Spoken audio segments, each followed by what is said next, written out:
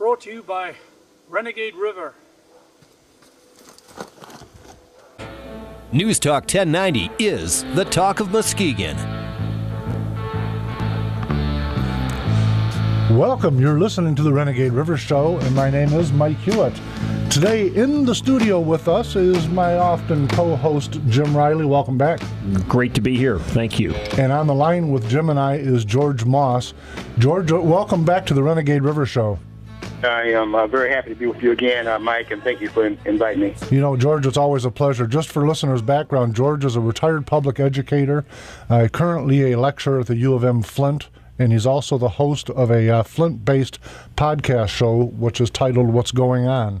And he's a prolific writer on Facebook, writes a bunch of blogs, and I think that's evidence that you got to be careful what you're going to put online, because some radio show somewhere will grab you and get you on the air and make you stand up to whatever you said. So, George, welcome back to the show. It's really good to have you here. Okay, and Mike, I want to thank you for having me back. I enjoyed the last time we were talking on your program, and looking forward to a very lively conversation today. Yeah, I think we're going to do it. I've got a handful of things that are on the table I wanted to kick around about. Last week, on the show here, we had Jim Brown, who was a retired Pontiac police officer and a former vice president and then president of a police union. And a lot of folks probably didn't know this because my sister is very shy, but during that show, my sister was in the studio, actually sitting in Jim Riley's chair. So oh, my golly. I know, and I got to tell you, she looked way, way, way better than you do sitting there. Well, I do sense that it's quite warm where I'm sitting here. So, but I had a lot of people, because of the YouTube posting of the show, ask, who did you keep looking at?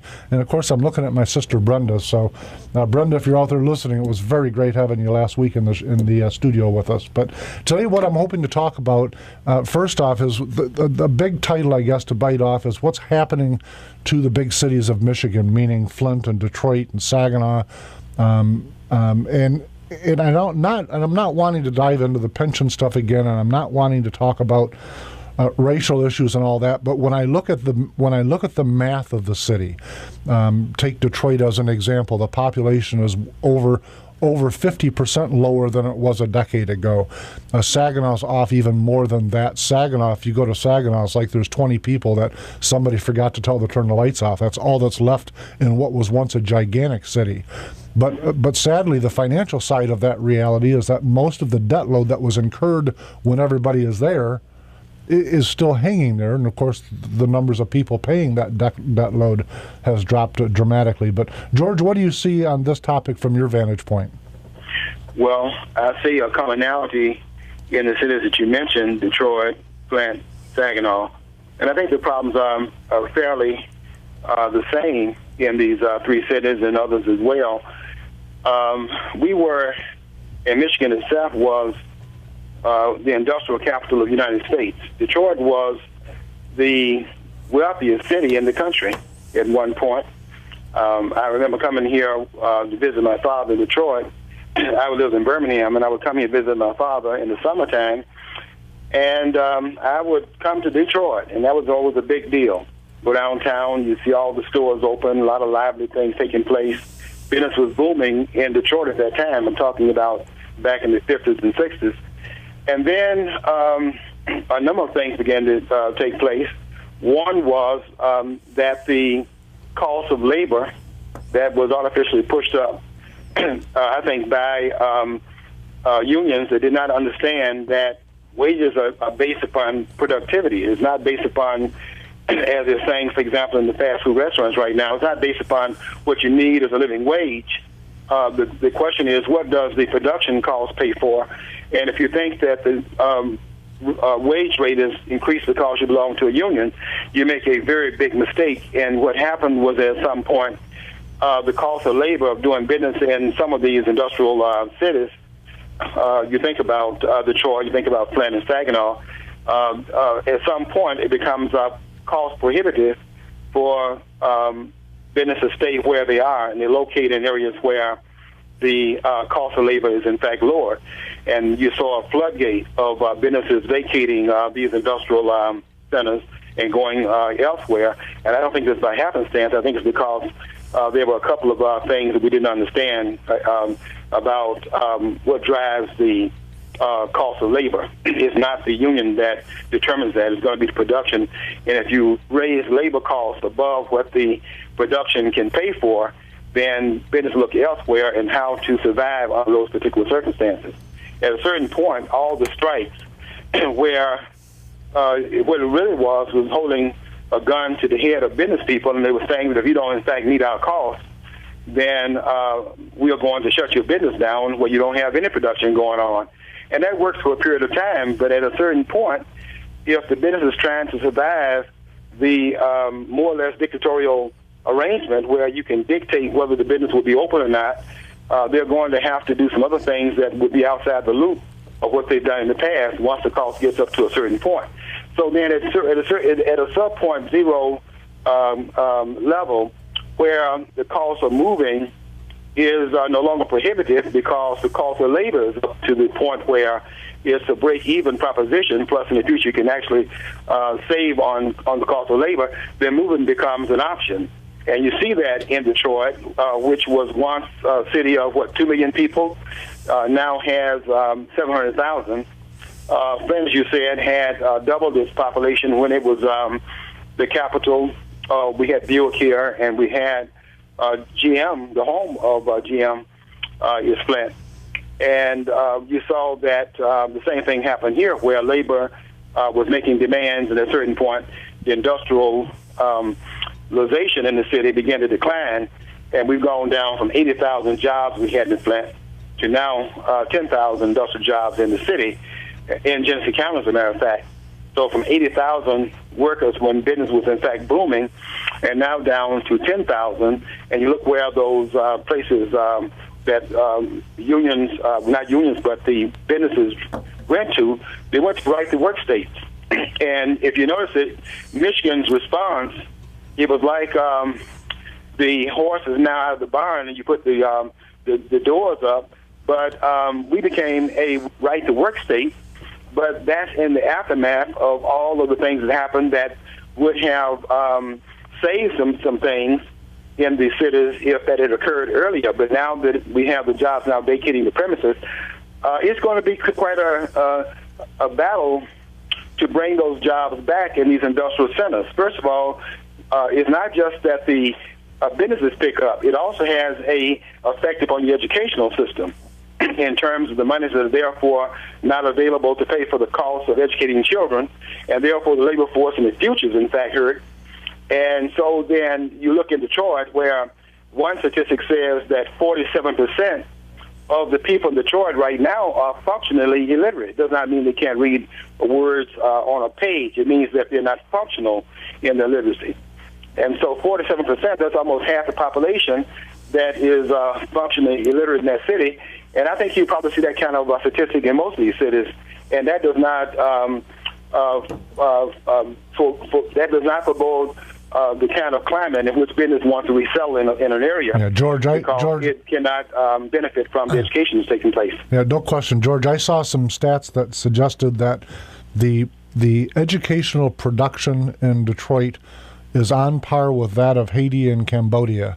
I believe that's true. And so is the result of that. So is the fiscal foundation is also on par with Haiti and Cambodia. Those things, I believe, are, as you pointed out, are very interlocked. But when you and I talked last, one of the things I'd said at the time was that we can't save America unless we can save America's inner cities, which is kind of what we're talking about. And you made the point at the time that we can't save inner city America unless we save the American family.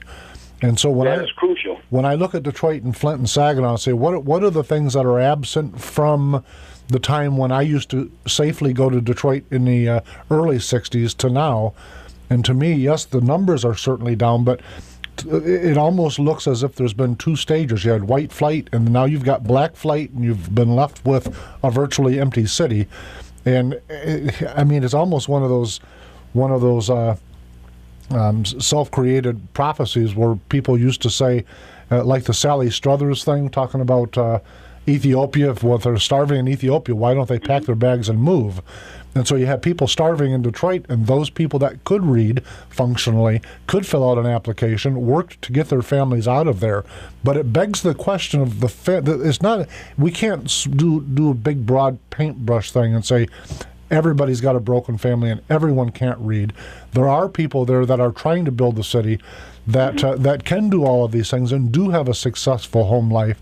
But the question is, how do we duplicate that? What can we do to foster that? Mm-hmm. Can I just jump in here one sec? Sure. I lived in the Detroit suburbs for a good portion of the 60s, and like you, George, I would go down to Grand Circus Park, and I'd go to the movie theater, and they had an automat down there, and things have changed significantly in 40, 50 years.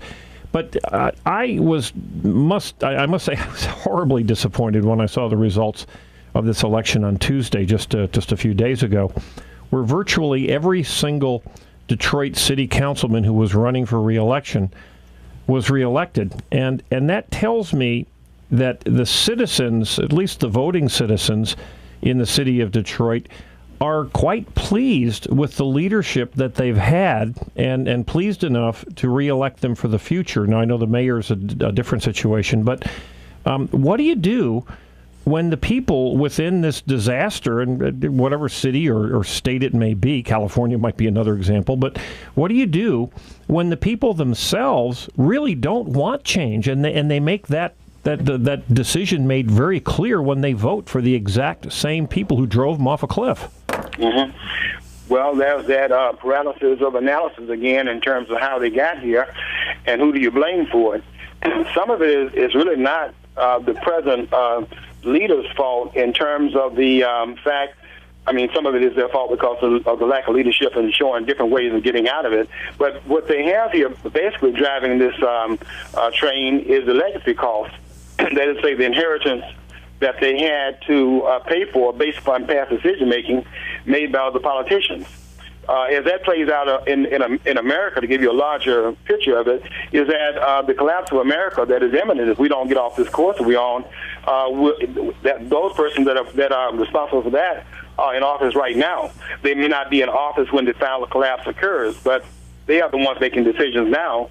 And when the collapse occurs down the road, and it will occur because of the kinds of systemic problems being introduced on a daily basis by the decision makers in Washington, the collapse is going to occur. You cannot sustain the amount of spending that's taking place. That would be something that collapses down the road, and they'll be out of power by then, and then others have to pay that price for it. No question about it, George.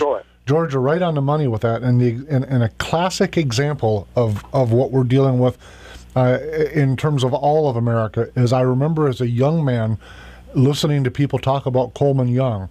They said the decisions he's making are going to cost the city for 20 and 30 and 40 years into the future. And guess what? We're 20 or 30 or 40 years into the future now, and the bill that he caused, and then not only just him, but the ideology that he so well represented, that bill is coming due. And now Snyder's way of dealing with it is not to deal with it at all. We can do bankrupt, or we can tell all of the current police, not all of these folks are going to get hosed out of what we've committed to them on. We're not going to sell any of our assets. We're just going to just not pay people. So, well, that's a fascinating way of approaching it. And to me, it's not a really great way of demonstrating to the citizens of Detroit the change that they need to make. That's what I see. Well, Mike, I'll say this also, and those are good points you're making about it. We're going to have to look at what some cities have done under the same circumstances. And there's one city in I think, Georgia.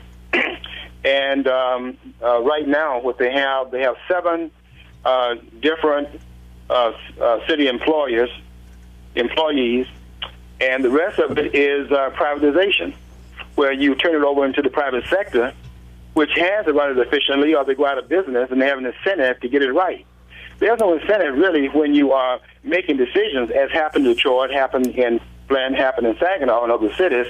There's not really no incentive to get it right, because the emphasis there is that you're going to socialize risk, meaning you pass the risk off to the taxpayer, and you privatize the benefit, meaning that you are going to have the political office seeker getting elected. That benefits him, and the cost of that and the decision that he or she makes is passed off to the taxpayers. There's no incentive to get it right.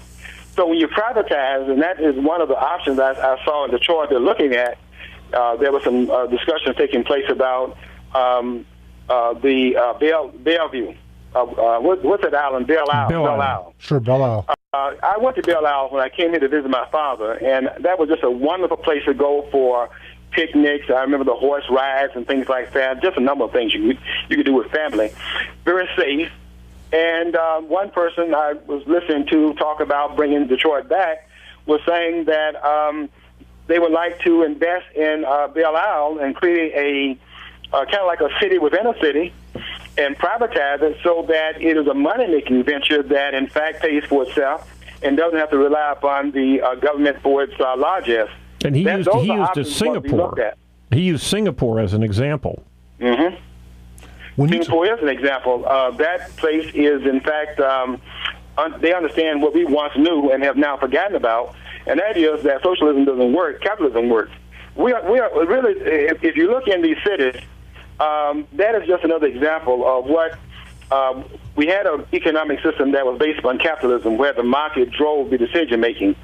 When the politicians get involved in it, and this is a point made by Robert von Mises, who makes this point in his book called The Anti-Capitalist Mentality, he talks about the reason why America was an exceptional country in the 19th century and some parts of the 20th century, and is no longer that now, is because we were the country where the government got involved in interfering with business last.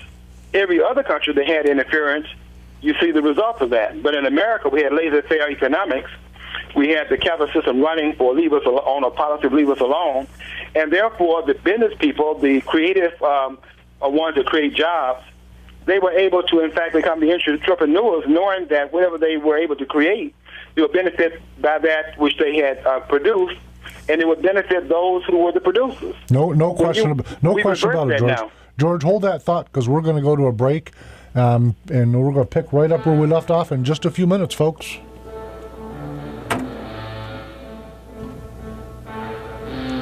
Well, welcome back. You're listening to the Renegade Rivers Show, and my name is Mike Hewitt. We're in the studio with Jim Riley today, and on the telephone with George Moss, a lecturer at the U of M Flint and a podcast host.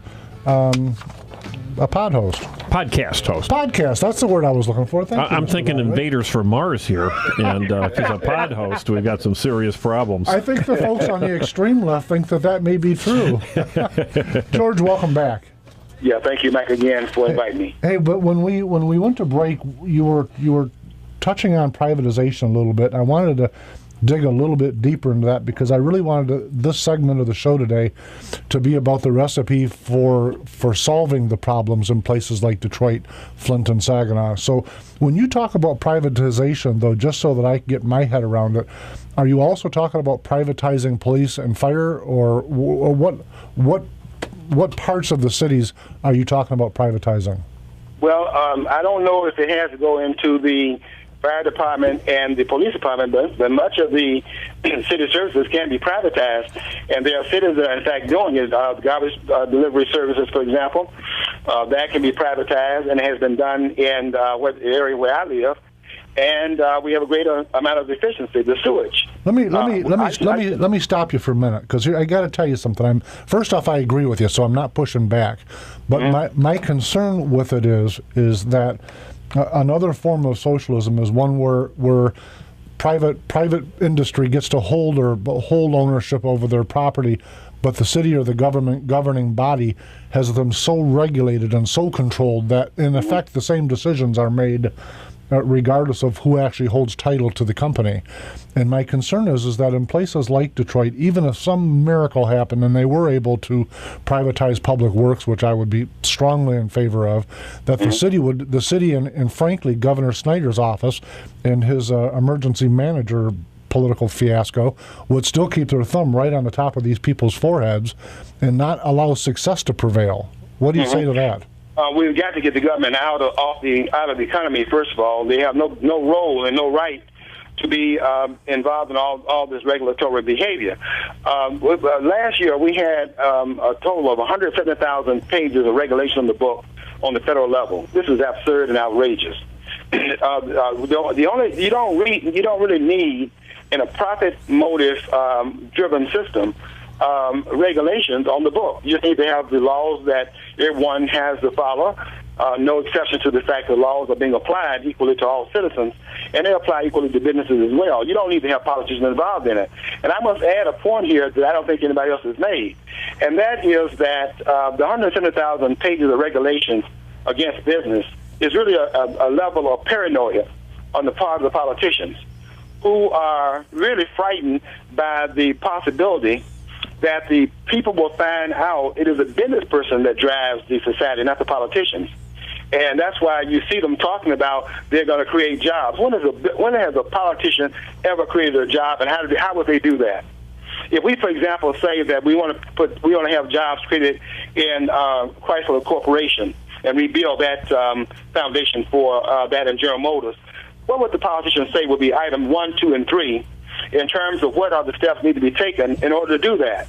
And I'm sure you get some jargon and some nonsense about how it is in fact created, because politicians don't create jobs.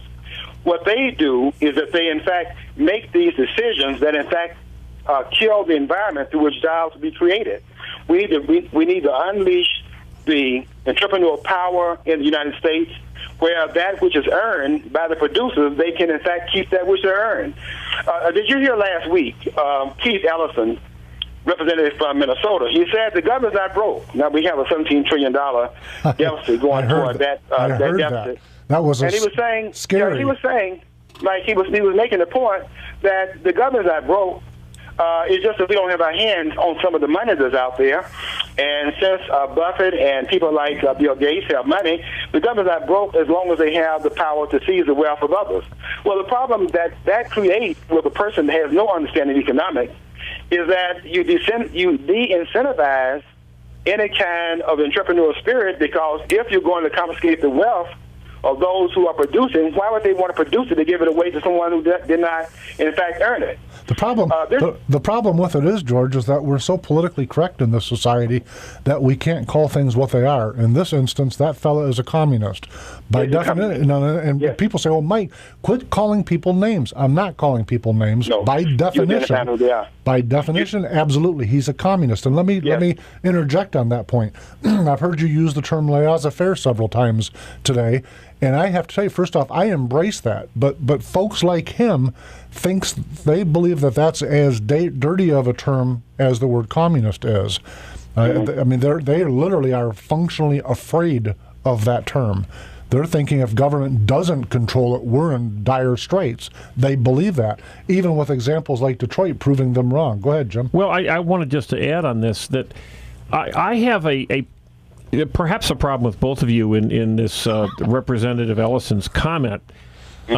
We have so many American voters, people who live in this country who are allowed to vote, that can hear a congressman like Ellison say, "Hey, we're not broke. We've got all this wealth here, and it's not being utilized correctly." We're hearing this all the time: underutilization of assets, and it sounds pretty good to an awful lot of people. And Keith Ellison is very unlikely to face a primary or a general election challenge, probably in his lifetime. It wouldn't surprise me that at some point he might even run for Senate in the state of Minnesota. These types of comments, certainly the broad support, at least initially, of Obamacare, a lot of people like the idea of making their lives, quote, better by taking money from others. What do we do, just as I said in Detroit, when the people support the very concepts that we may disagree with and abhor, but may also be destructive to themselves? What do we do if these folks vote themselves that kind of power? It's about education and family. And to that question, I received an email right before. In fact, I was already on the air today from a friend encouraging the success of this show. And the quote was, "Wake up the lazy voter and inform the uninformed." Well stated, by the way. Yes. How can You're making a very good point. How can anyone deny that? That lack of foundation is the problem. Our founders talked about as long as we can maintain a virtuous and informed society, we're going to be okay. Well, we don't have a virtuous, nor do we have an informed society. So to this point, wake up the lazy voter. We have to voter. look at some of the things. Well, in 2010, we saw what is really possible in terms of the electorate. We turned out 25% of the office holders in the Congress of the United States, and there were 672 persons nationwide that lost their positions. So this monopoly that you were talking about in terms of these office holders that returned, I mean, Dingle has been there 57 years, and before him, his father was there 22 years. That is now beginning to be challenged, and we're seeing people run to the primaries challenging these incumbents. There's a person, Graham, down in South Carolina. There are 3 people that are challenging him in the Republican Party. They think that he's no longer really a Republican. We have McCain going out. We have Dingle stepping down in 2014, and there are challenges being made to change this paradigm that you're talking about in terms of these office holders who go up there and they act like they are going to just never leave. And voters are now rising up. The Tea Party and other groups are rising up to change the way in which we do business in this country. And there are movements going on. It's not all broken. There are movements going on right now so that the business has been business as usual in the past. That paradigm, I think we're going to see a shift in that as the particulars play out as what these policies are leading us to. In other words, there's going to be a lot of opportunity, even when the unsustainable course we are on now meets its ultimate end. We're going to find opportunity to change some paradigmatic things in the aftermath of this imminent, and I do think it's imminent collapse that's right around the corner. I'm very hopeful. George, I agree with you specifically on one point, actually a whole bunch of them, but one point I want to draw a little bit of an illustration to, and that's that I remember back in the early 2000s, 01, 02, 03, we had state representatives and state senators that were missing hundreds of votes. And the media wasn't writing about it, and the public was okay with it. And if you went to either a Democrat or a Republican county meeting that happened to be of the seat from whoever that rep or state senator was, there was no talk about it. It was a non-issue. At the time, I remember sitting at a county GOP meeting on this very topic, and I was looking around probably with my mouth dropped open in amazement that nobody in the party, 70 or so people, seemed to acknowledge, much less care, that they had a representative missing hundreds of votes. Nowadays, we've come far enough nowadays that I've seen very good state representatives have to write position papers about why they missed 3 or 4 votes for some family issue or tragedy. And so I say that because the light has really gotten to where it's shining a lot brighter on our representation and the folks that are making these decisions for us. And that's to me has got to be part of the cure. Now, whether it's too late or not, that, to your final point, I don't know that. Yeah, it's never too late. We're going to have to get a handle on where we're going in this country, and I think that this downturn is going to push us to some decisions that under other circumstances would not be made.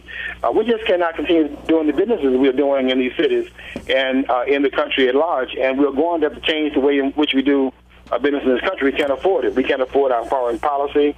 We're giving aid, borrowing money to give aid. We're putting, we're beginning to put taxes on our children that are not even born yet. We have to stop that. We got to stop printing $85 billion a month in what is called QE infinity because they don't know what the cutoff date is going to be. These policies have to be tough. We have to stop killing the dollar and things of that sort and get back to an austere budget where we stay within our means. I'm watching to see what they're going to do with Obamacare in Washington, how that affects the cities and what the states are going to do about it because they just can't afford it. We can't afford any more entitlements. We can't, George. We can't afford it. But let me that's a passion point of mine, as my listeners and those that read my posts are aware. We can't afford Obamacare, but while we're all agreeing, all of the Republicans, all of the conservatives, all of the libertarians that I have contact with, not like some of them or most of them or 99%, none of that math, all of them say we can't afford Obamacare. That while at this very moment, our governor in Michigan, along with governors in several other states, are working to promote and ram down our throat the Medicaid explosion scam.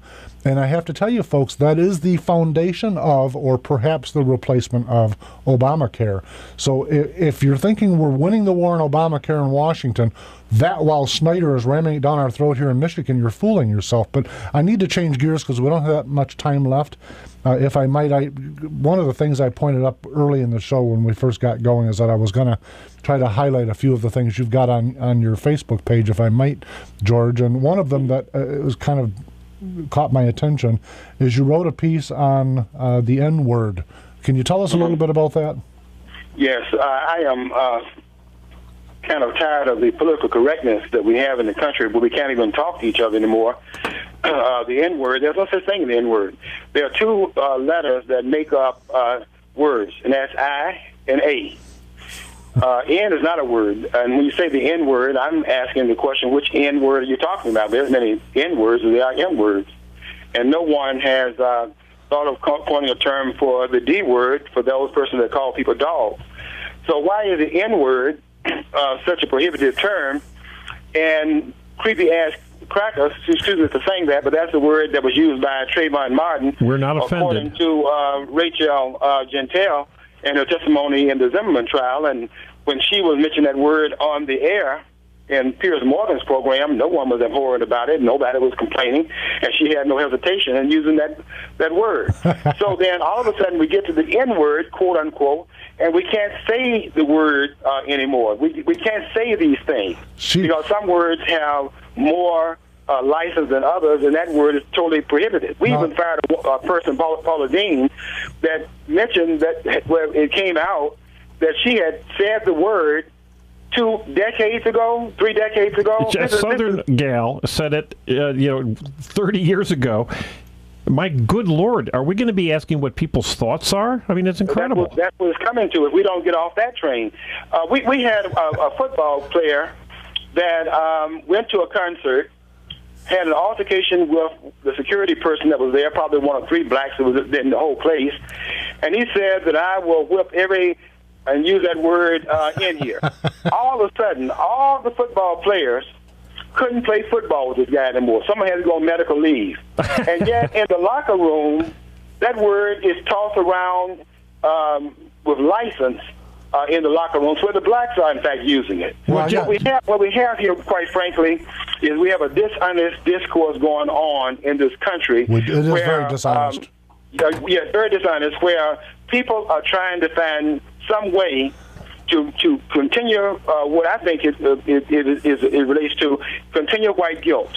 Well, you're right, George. I got to tell you, though, the lady that you cited, it was Trayvon's not ex-girlfriend. I was a little bit foggy about what their relationship was, but the woman that you were talking about, she kind of educated me on both those two words. The I can say the whole cracker, so I don't have to say the C word, but the other word that I can't say, which is just a fascinating thing to me, but she defined them both and gave them completely different meanings, to at least that I had always understood.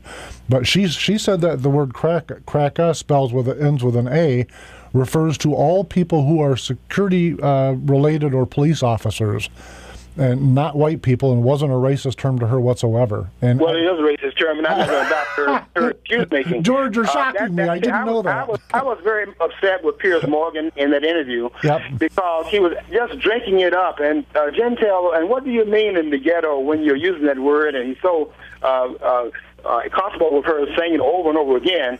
But he would be really shocked and angry and vilified if they use the other word on this program. And this double standard has to stop. If the word is not palatable to use in the public square, then the word should not be used. And nobody should tell me that if you spell the word N-word N-I-G-G-A as opposed to the other way you spell it, that it's okay in one case when one group is using it and not okay in another case. Either the word has to be, in fact, denounced, whoever the user is, or then the word has to be licensed. What do we do with all of the parrots in this country that might say Polly want a cracker? Yeah. I mean, is PETA going to come down on us? Right. And these other terms we have firecracker. What about these terms? Yeah. We'd have to change the whole language if we're going to be politically correct and watching what we say. Listen, we've got to have honest discussion in the country about race. I got to tell you. And we can't have it if you're going to shut people up. That's right. What happened to the society, Mike, that we used to live in, where we came up, where name calling was pretty general, and we had this statement, sticks and stones would break my bones, but names would never hurt me. When we were a stronger people, that was how we felt about all these names that are being used. Yeah, and it's not really, as I said in my post, it's not really what you called me as much as it is what I answer to. Right. No, there's no question about that, George. The reality of it is the reason we've become so hypersensitive is that there's a large political bloc in America that's entire purpose is to divide us into little dinky sections, little dinky voter blocks, by the way, that are more easily managed. And they don't have a problem in the world with causing a lot of people pain and anguish in their pursuit of doing that. But listen, everybody, we've got to slip to a break. We will be right back in just a few moments. Welcome back. You're listening to the Renegade River Show. My name is Mike Hewitt, and we've got Jim Riley in the studio with us today, and on the line with us is George Moss. Welcome back, gentlemen. Okay, thanks again, Mike. Hey, when we left off, we were talking about the absence or the reality of the fact that there's no such thing as an N-word, and I wanted to pause for a minute on that point. I had posted this today on the Facebook page that was part of what we were going to be discussing was the. And I think the way I'd written it is that there's no such word. And a fellow that I met a number of years ago. He's a preacher from the Detroit community. His name is the Reverend Pitts, Robert Pitts Jr. He posted on the comment, Mike, as much as we agree, there is no denying that there is an N-word. People cannot bury it, act like it doesn't exist, nor embrace it to nullify its effects. But listen, while I think he's exactly right, and that's the point really that I believe you're saying today, George, I got to just do a quick 60-second or less inset. When I met Mr. Pitts, we were both at the Mackinac Leadership Conference up on Mackinac Island. It was late after an evening of festivities, and for those not familiar with it, it's a biannual Republican Leadership Conference that goes on up on Mackinac Island. At the very end of the evening, Robert Pitts was sitting on some front of the Grand Hotel, and I was standing there, and we were waiting for the next carriage to take us to wherever he was going and off to a place that I'd rented. And so while we were waiting, these two ladies come down, and they were the kind of ladies, frankly, that they were older with minks, and they were I think they're the ones that the extreme left like to use as caricatures of what the Republicans are really like, because they just were dolled up with just shy of bouffant hairdos and mink coats and diamonds and jewels, and and of course they stepped in front of us because seemingly enough it was their turn and not Mr. Pitts and I who'd been waiting there for a while. But where I'm going with the short story is, while they step in front of us, as soon as they get in front of us, a carriage rides up or rolls up, and as soon as the horses come to a stop, they went to the bathroom, and that on the cable or the what do you call those bricks? I'm drawing a mental blank on the bricks, but it's a brick. It's not pavement; it's brick up in front, and at any rate, the horses did what they do, and of course it spattered all over the ladies, and that's a terrible, terrible story, except for they were so rude and stepping in front of us and so pompous. Yeah, it was so pompous, assuming that they were ahead of us. The reason I'm bringing this up now is it goes, I think, to how people can take some snap judgments of who each other are. I think that they decided that Robert Pitts and I were beneath them, quite frankly. You didn't like them because they had bouffant hairdos. They reminded me of the wife on The Simpsons with the blue tall hair. Marge. Yeah, Marge. But they of course, and now maybe they were really nice people, but the Reverend and I think that him and I have never had this conversation, so I don't want to put words in his mouth, but I think him and I both drew the same conclusion about who they were. And why do you think that they actually that were rude like that and were taking the position in front of you as they did. What do you think was the motivation? My guess is, and listen, it's a guess, and part of the problem in America is that I think everybody does a lot of guessing. My guess is that they saw me standing there with a black fellow and they thought we were both hired help, and that was the end of our story. I really believe that. Now, I don't know what their real reason was, but I can tell you that Robert Pitts and I ended up sharing a carriage ride, and you could hear both of us laughing like two roaring idiots all the way through the island as we were riding off to our two respective places, because it was truly funny. But the point of the story is that we all draw conclusions on preconceived notions that sometimes are not right, and I think it goes to how the word, the N-word is used. Like you were pointing out before we went to break, that it's used very cavalierly in the black community. Yeah, in the back room, it's like is and was. It's just a word. And that's why it's hypocritical for them to take such an umbrage when the term is used otherwise. If they're going to use the word and license it among themselves, they have no moral claim upon being outraged when used by others. It's either going to be outlawed by everybody and nobody's licensed to use it, or you cannot, in fact, pick and choose the moments in which the word is appropriate.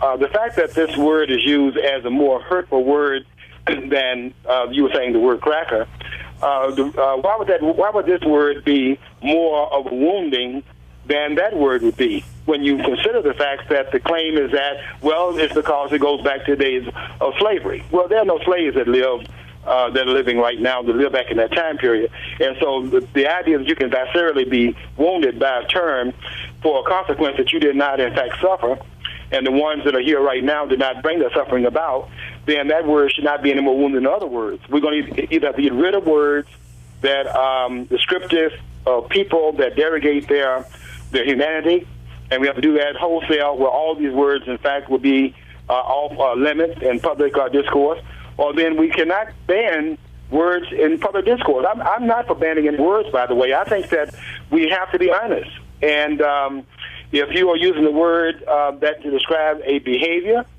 then I think that term has some utility in that sense. The other thing is this. We have this thing about racial profiling. I have written against the idea that that's even possible.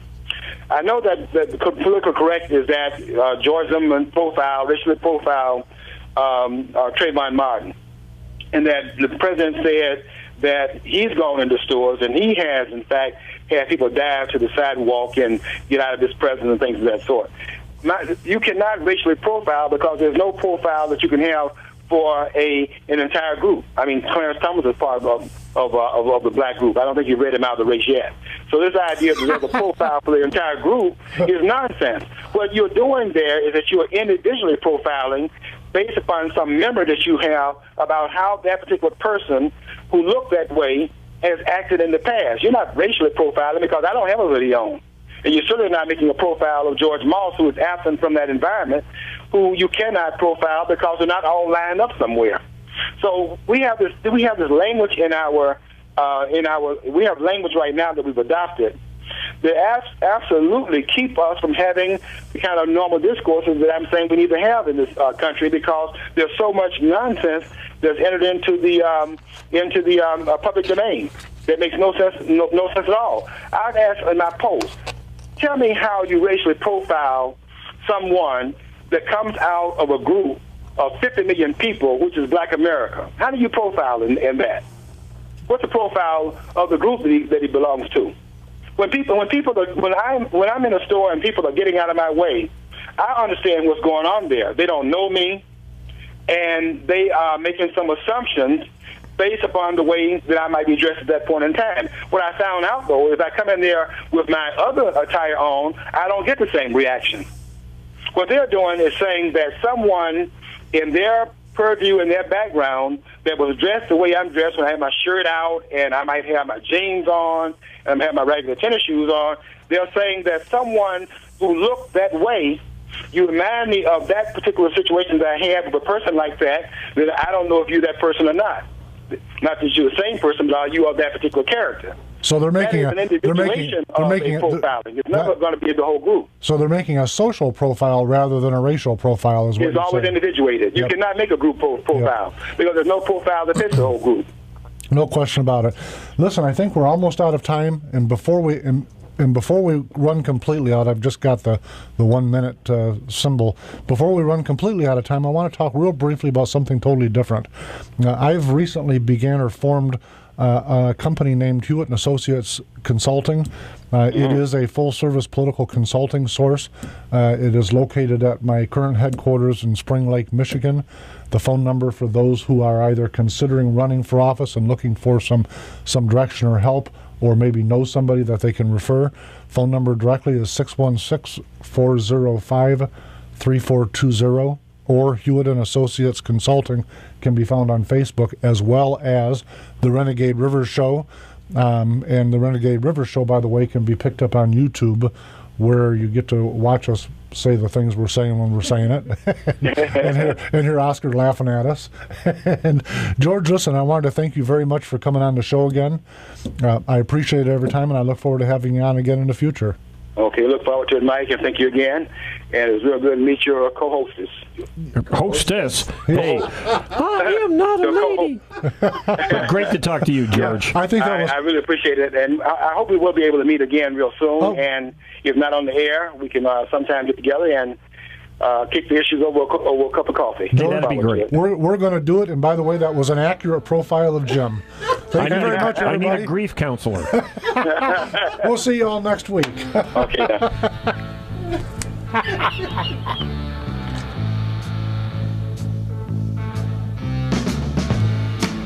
A police officer and a former vice president and then president of a police union. And a lot of folks probably didn't know this because my sister is very shy, but during that show, my sister was in the studio, actually sitting in Jim Riley's chair. So oh, my golly. I know, and I got to tell you, she looked way, way, way better than you do sitting there. Well, I do sense that it's quite warm where I'm sitting here. So, but I had a lot of people, because of the YouTube posting of the show, ask, who did you keep looking at? And of course, I'm looking at my sister Brenda. So, Brenda, if you're out there listening, it was very great having you last week in the studio with us. But today, what I'm hoping to talk about, first off, is the big title, I guess, to bite off is what's happening to the big cities of Michigan, meaning Flint and Detroit and Saginaw, and I'm not wanting to dive into the pension stuff again, and I'm not wanting to talk about racial issues and all that. But when I look at the math of the city, take Detroit as an example. The population is over 50% lower than it was a decade ago. Saginaw's off even more than that. Saginaw, if you go to Saginaw, it's like there's 20 people that somebody forgot to tell to turn the lights off. That's all that's left in what was once a gigantic city. But sadly, the financial side of that reality is that most of the debt load that was incurred when everybody is there is still hanging there. And rate is increased because you belong to a union. You make a very big mistake. And what happened was at some point, the cost of labor of doing business in some of these industrial cities, you think about Detroit, you think about Flint and Saginaw, at some point it becomes cost prohibitive for businesses to stay where they are, and they locate in areas where the cost of labor is in fact lower. And you saw a floodgate of businesses vacating these industrial centers and going elsewhere. And I don't think it's by happenstance. I think it's because there were a couple of things that we didn't understand about what drives the cost of labor. It's not the union that determines that. It's going to be the production. And if you raise labor costs above what the production can pay for, then business look elsewhere and how to survive under those particular circumstances. At a certain point, all the strikes where what it really was holding a gun to the head of business people, and they were saying that if you don't, in fact, meet our costs, then we are going to shut your business down where you don't have any production going on. And that works for a period of time, but at a certain point, if the business is trying to survive the more or less dictatorial arrangement where you can dictate whether the business will be open or not, they're going to have to do some other things that would be outside the loop of what they've done in the past. Brought to you by Renegade River. News Talk 1090 is the talk of Muskegon. Welcome. You're listening to the Renegade River Show, and my name is Mike Hewitt. Today in the studio with us is my often co-host Jim Riley. Welcome back. Great to be here. Thank you. And on the line with Jim and I is George Moss. George, welcome back to the Renegade River Show. I am very happy to be with you again, Mike, and thank you for inviting me. You know, George, it's always a pleasure. Just for listeners' background, George is a retired public educator, currently a lecturer at the U of M Flint, and he's also the host of a Flint-based podcast show, which is titled What's Going On.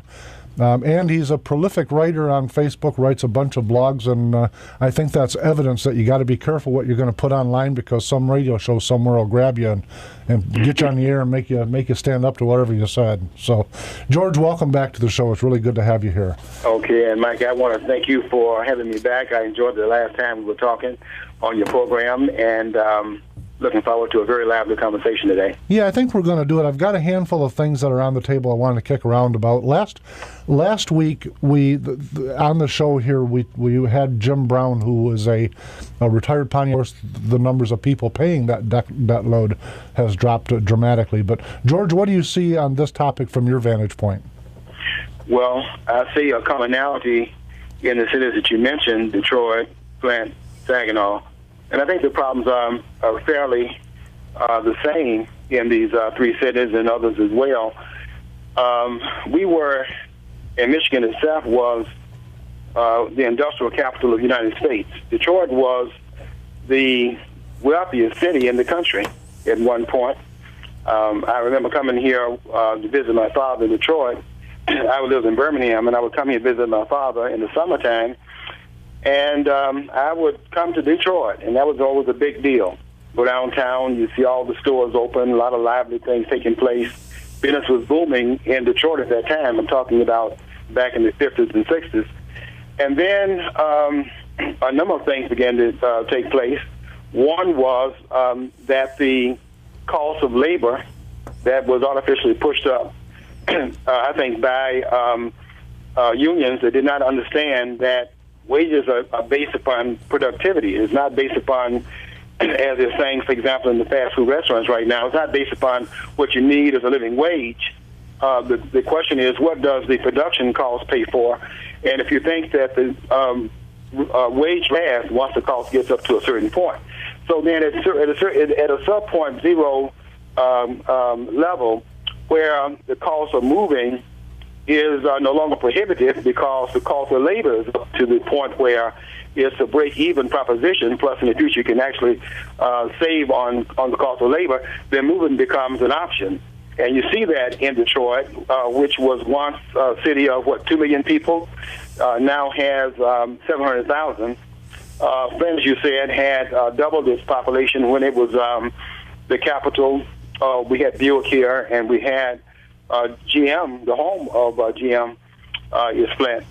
And you saw that the same thing happened here, where labor was making demands, and at a certain point, the industrialization in the city began to decline, and we've gone down from 80,000 jobs we had in Flint to now 10,000 industrial jobs in the city, in Genesee County, as a matter of fact. So from 80,000 workers when business was in fact booming, and now down to 10,000. And you look where those places that unions, not unions, but the businesses went to, they went to right to work states. And if you notice it, Michigan's response, it was like the horse is now out of the barn and you put the doors up, but we became